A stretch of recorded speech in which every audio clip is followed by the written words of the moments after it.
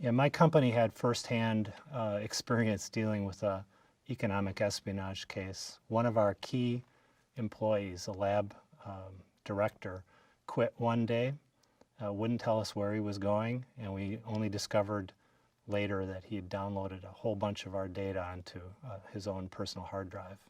At that time, we had a very loose procedure. People would be exit interviewed, and in this case, the employee really wouldn't tell us what he was doing. He wouldn't give us any indication of his plans.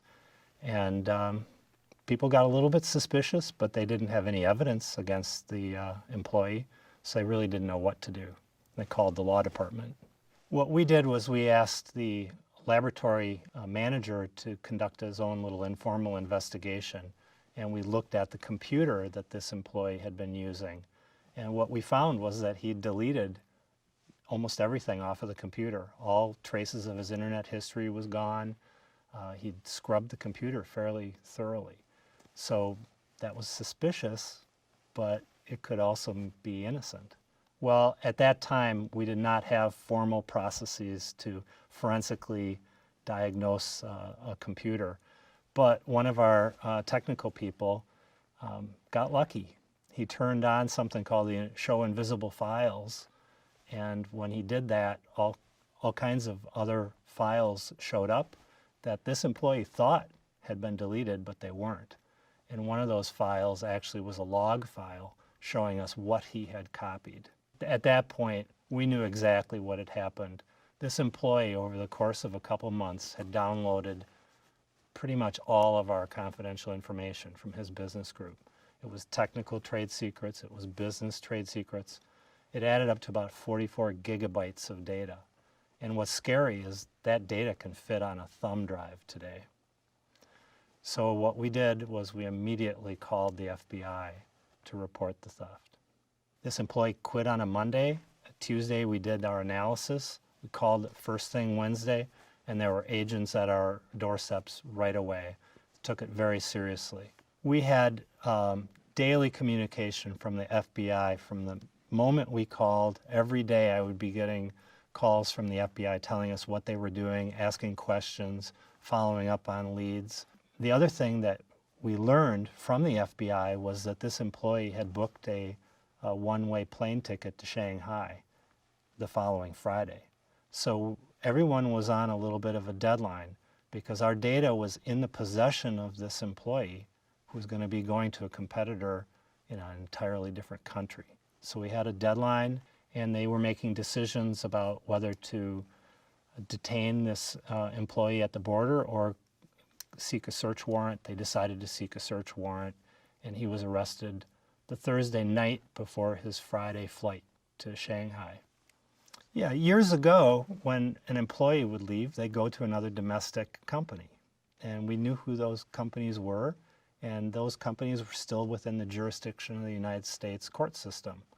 Nowadays, when people leave, they go halfway around the world, and you lose control very quickly. You want to control things. You know, you want to be the party that's bringing the complaint and pursuing it at your own pace. And when you're going to the law enforcement, you're the victim. And so you're no longer leading the prosecution. The government is. But what we found was that the FBI took the matter incredibly seriously.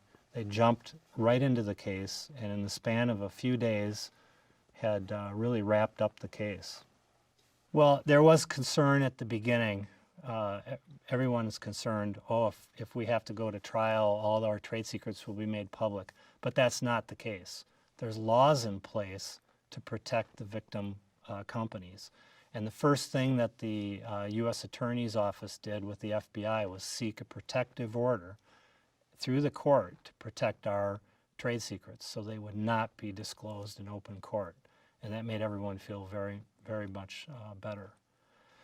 You know, prior to our incident, we had what I would call very typical security. People had passwords to get into the computer system, but they had access on a kind of nice-to-know basis. That's wrong thinking. It should be on a need-to-know basis. What we've done is put in place a tool that monitors our important information. And we're looking at what people are doing with our trade secret formulas or our trade secret business information. If they're accessing that information or a file containing that information, then we're logging it and keeping track of it. Our own incident was a trusted insider who'd betrayed us. And initially our focus was on stopping that problem. So we were focused on our own data security and what we call data loss prevention. I've since learned that there's a lot of external hacking threats that you have to focus on. What's happening now is there's organized groups that try to get into your system, not to, just root around and have fun. They're there to steal your information.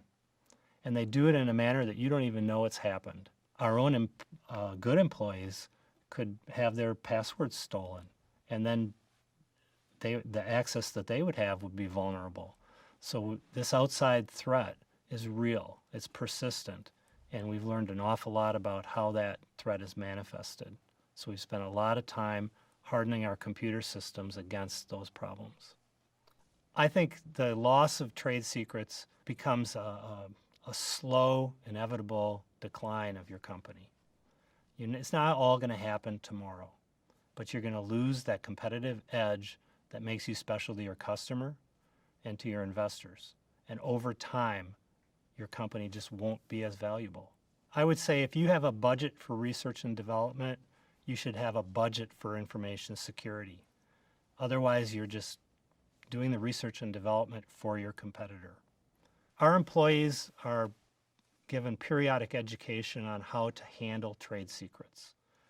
They're educated through a variety of mechanisms, one of which is the computer basically reminding them if they're using a secret document that it's a secret document and that they have to be careful with it. Ultimately, your employees, wherever they are, need to realize that they're all in the same boat. And if they're helping someone steal information from the company, it's only going to hurt the company and their job prospects. If our company has a theft of IP, it's going to mean lower profits, lower bonuses for people, fewer jobs in the future. So it's everyone's interest to watch out for the intellectual property. We drive that home, and it's totally accepted by our employees that that's the reality. We got lucky. We caught someone by luck. We don't want to be in that position again. We want to know in advance.